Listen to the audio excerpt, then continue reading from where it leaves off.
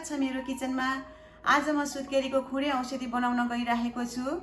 यो औषधि सुत्केरीको लागि धेरै जरुरी छ किनभने यसमा प्रयोग गरिने सामग्रीले सुत्केरीको शरीरलाई धेरै फाइदा गर्छ र यसमा चाहिने सामग्रीहरू यस प्रकारका छन्: मेथी, सौंफ, ज्वानो, ओखर, गुँड, मिसिरी, बदाम, काजु, 32 मसलाको धुलो, चामल, किसमिस, छगडा र खुवा। यो औषधि बनाउँदाखेरि ध्यान दिनुपर्ने कुराहरू सबै मरमसला हालेर राम्रोसँगले केलाउनु पर्छ। विशेष गरेर मेथी, ज्वानो, सौंफलाई राम्रो ढुङ्गा हेर्नुपर्छ। यसमा सानसानो ढुङ्गा हुने सम्भावना हुन्छन् र यसले पछि खाँदाखेरि किरिकिरिक लाग्छ र राम्रो हुँदैन। र यो मेथी मैले 2 घण्टा भिजाएको छु। यसलाई मिनिमम 2 घण्टा चाहिँ भिजाउनु पर्छ। र अब कसरी बनाउने म देखाउँछु है। सबभन्दा पहिला म मेथीलाई उसिन्दैछु।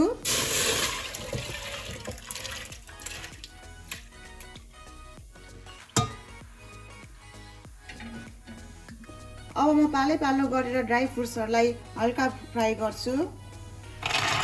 म यसमा घिउ नहालिकन गर्छु। अहिले यतिकै सेकेर निकाल्छु। यसलाई यसरी चलाइकन एकछिन भुटिरहनु पर्छ। अब यो यतिको रातो भएपछि म यसलाई झिक्दैछु र फेरि बदामलाई र ओखरलाई पनि मैले यसरी नै भुट्छु र चलाइराख्नु पर्छ। यसलाई डढ्न चाहिँ दिनु हुँदैन।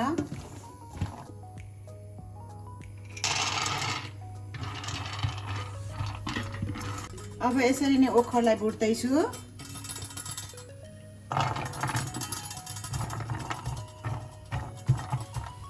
काजु, बदाम र ओखरलाई मैले हल्का रातो गरेर मैले भुटेँ। अब म ज्वानो र सौंफलाई पनि भुटेर राख्छु। अब यसलाई राम्रोसँगले हल्का भुट्नुपर्छ, डढ्न दिनु हुँदैन यसलाई पनि।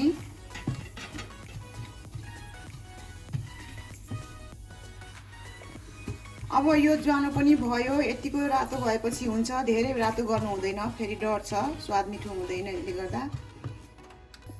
यसै गरेर अब सौंफलाई पनि भुटौँ।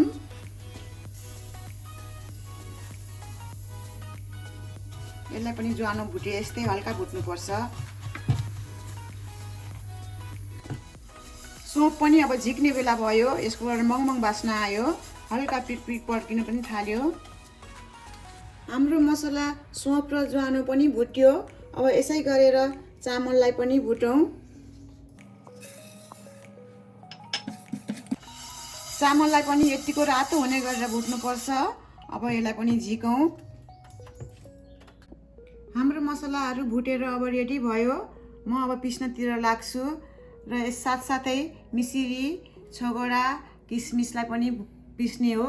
यो छगडालाई चाहिँ मैले 3 घण्टा अगाडि पानीमा भिजाएको थिएँ र मसिनो गरेर काटेँ। अब यसलाई पनि पिस्नुपर्छ। त्यसो गर्नाले पिस्नलाई सजिलो हुन्छ, काट्न पनि सजिलो हुन्छ। बदाम, काजु, ओखर सबैलाई एकैचोटि पिस्दा पनि हुन्छ, भिन्दै गरेर पिस्दा पनि हुन्छ। मैले चाहिँ एकैचोटिमा पिस्दैछु। अब यसलाई एकदम मसिनो पारेर पिस्नु पर्दैन, अलिअलि खस्नु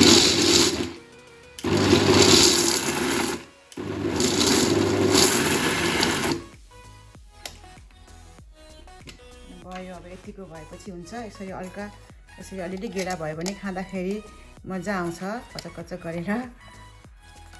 चामल, ज्वानो र सौंफलाई म भिन्दै पिस्दैछु। पहिला म चामल पिस्छु। अघिको हाम्रो मसलाहरू पिसेर सबै रेडी भयो। चामललाई यतिको मसिनो पारेर पिस्नुपर्छ। ज्वानोलाई यसरी नै मसिनो पार्नुपर्छ। यो सौंफलाई पनि यसरी मसिनो पार्नुपर्छ। अनि यो ड्राई फ्रुट्सलाई यतिको अलिअलि यसो दाना भएर केही पनि हुँदैन, खाँदा झन् मजा आउँछ। मिसिरीलाई पनि यतिको पिस्नुपर्छ। यसको पनि अलिक हल्का दाना भएर केही हुँदैन, यो पग्लेर जान्छ। यो छगडा भइहाल्यो, यसरी यतिको पार्नुपर्छ। यो किसमिस भयो।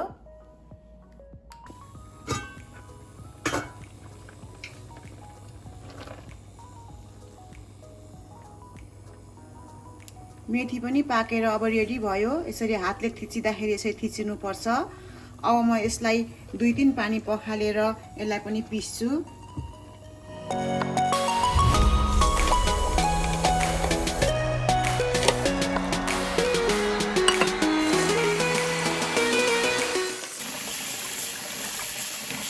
यसलाई यसरी मिचिकन पखाल्न पर्छ। यसको गर्नाले यसको तितोपन जान्छ।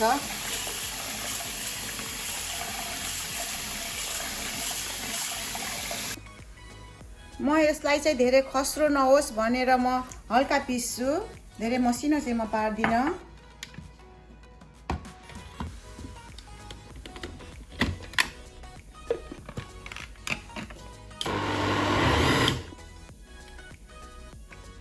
ल अब यो यतिको पिसेपछि भयो।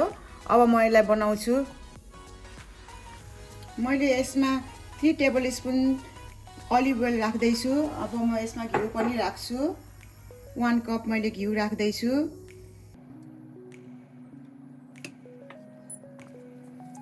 अब मैले यसमा मेथी राख्दैछु।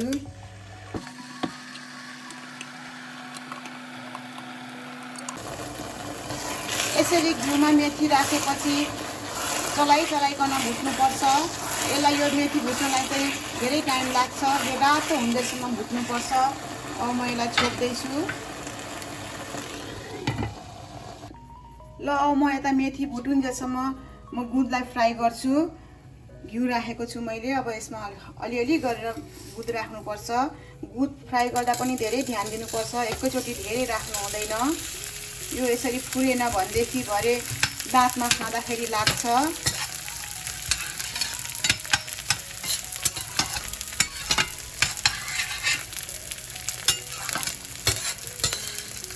यतिको भएपछि अब यसलाई झिक्ने।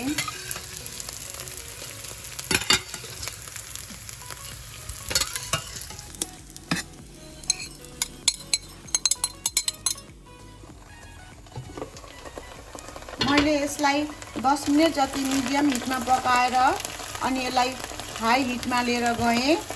अनि अब अर्को 10 मिनट भयो। यो जम्मा अहिलेसम्म 20 मिनट जति पकाएको छु। र यसलाई टाइममा त्यो बिचमा चलाइराख्नुपर्छ। यो अझै रातो हुने गरसम्म मलाई भुट्नु बाँकी नै छ। अब फेरि यो 10-15 मिनटपछि यतिको भइराखेको छ। यसरी घिउ आउनुपर्छ अनि हल्का हुँदै जान्छ। जति फ्राई भयो उति यो मेथी। अब यसलाई अझै एकछिन रातो हुनलाई बाँकी नै छ।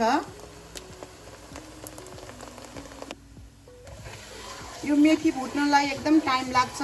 यो अर्को 15 मिनटपछि अब यतिको भयो। अब यतिको यो रातो र यस्तो हलुङ्गो भएपछि अब यसमा अघि पिसेर राखेको पालो गरेर म मसला राख्दैछु। सबभन्दा पहिला म यो 6 गोडा राख्दैछु, किनभने मैले यसलाई अघि भुटेको थिइनँ। अब यो 6 गोडा र म किसमिस राख्छु। त्यसपछि म 1 मिनट जति यसलाई चलाउँछु, भुट्छु। कस्तो टाँसिन्छ यो पिसेपछि। राखेपछि यो फोडिन्छ आफै बिस्तारै।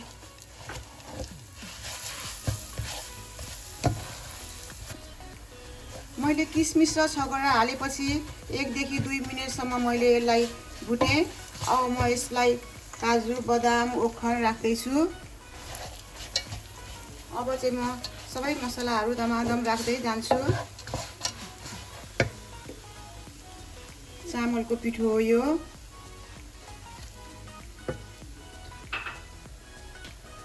यो सौंफ हो।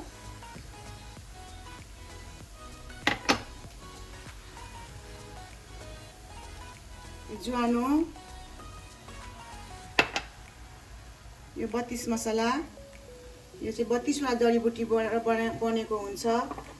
यो हालेपछि अरू कुनै मसलाहरू हाल्न जरुरी छैन। खालि ड्राई फ्रुटहरू मात्रै हो अनि ज्वानोहरू।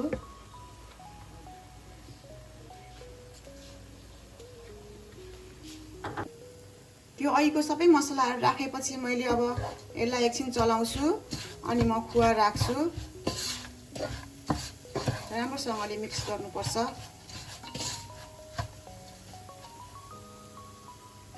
खुवा चाहिँ हजुरहरूले घरमा बनाउनु पर्छ। सुत्केरीहरूलाई बनाउँदाखेरि बाहिरबाट ल्याएको खुवा त्यति राम्रो हुँदैन। यदि घरमा बनाउने हो भने अघिल्लो दिनै खुवालाई चाहिँ बनाएर राख्नुहोस् फ्रिजमा हालेर। नभएदेखि दुध अलि धेरै राखेर पकाउनु पर्छ।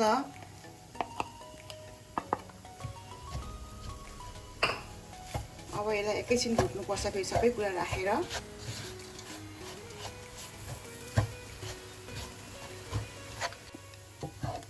मैले यसलाई सबै मरमसला हालेर 10 मिनट जति भुटिकन चलाइकन भुटेँ। अब म यसमा यसो अलिकति हल्का ड्राई जस्तो देखिएको छ, यस्तो भयो भने अलिकति घिउ थप्नुपर्छ। औषधीमा अलिकति बेसी घिउ आउनुपर्छ।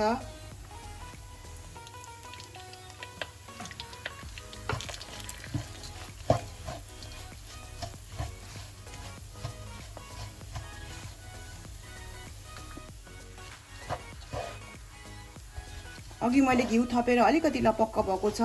अब म यसमा मिसिरी राख्दैछु।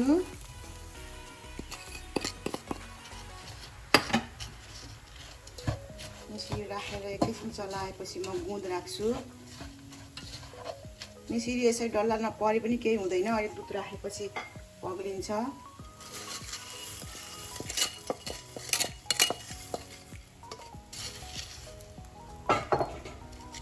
यो मसलालाई पनि एकदम ध्यान दिनुपर्छ, यतिखेर डढ्न दिनु हुँदैन, चलाइरहनुपर्छ राम्रोसँगले, मसिनो आगो पार्नुपर्छ यतिखेर चाहिँ।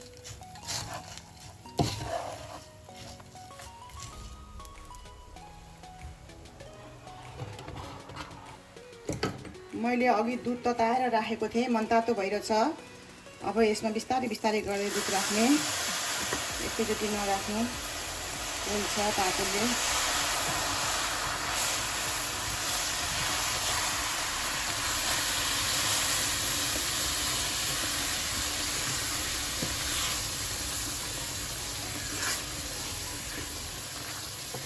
अब चाहिँ मसिनो आगो पारेर यसलाई छोपेर पकाउनुपर्छ, बिचबिचमा चलाइराख्नुपर्छ।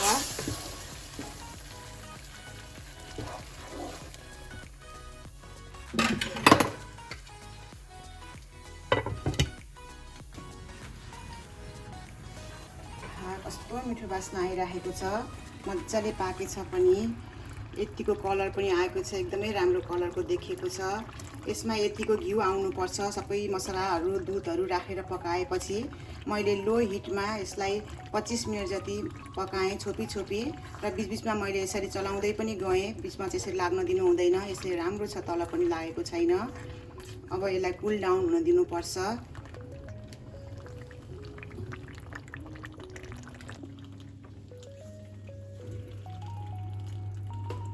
पहिलाको जमानामा यसरी औषधिबाट निस्केको घिउ र तेलले सुत्केरीको पैतालामा, ढाडमा, कम्मरमा दल्दिने चलन थियो, एकदम फाइदा गर्छ भनेर।